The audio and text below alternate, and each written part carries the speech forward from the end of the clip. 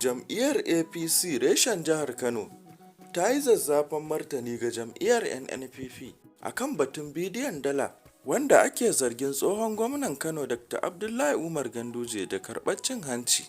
Haka zalika, jam'iyyar APC ɗin ta tura muhimmin saƙo ga tsohon gwamnan Abdullahi Umar Ganduje. Ku biyo mu sannu a hankali domin jin irin martanin da APC ta yi wa Abba gida gidan da kuma saƙon da APC ta tura a Gandujen. Idan wannan ne zuwanka na farko wannan tasha, kar ka manta tashar Gaskiya 24 tasha ce da take kasa hihun labarai. Ka daure ka danna mana subscribe da alamar ƙararrawa domin a duk lokacin da muka ɗora sabon shiri ya iso gare ka. Ga cikakkun labaran kamar yadda kafar sadarwa ta Legit Nigeria Hausa ta rawaito.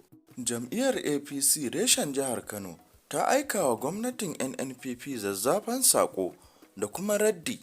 A wata sanarwa mai ɗauke da sa hannun shugaban jam'iyyar APC da sakataren jam'iyyar APC ɗin, APC ta ce, "Mun fahimci jam'iyyar Nnpp ta dawo da badakalar bidiyon dala ɗanye ba don komai ba sai don ɓatawa Ganduje suna. Kowa ya san lamarin nan siyasa ce, kuma batun yana gaban kotu.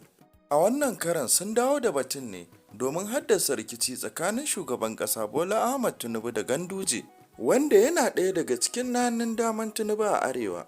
Jam'iyyar APC ɗin ta buƙaci tsohon gwamnan na jihar Kano Abdullahi Umar Ganduje da ya yi watsi da gayyatar da hukumar cin hanci da rashawar ta aiko masa.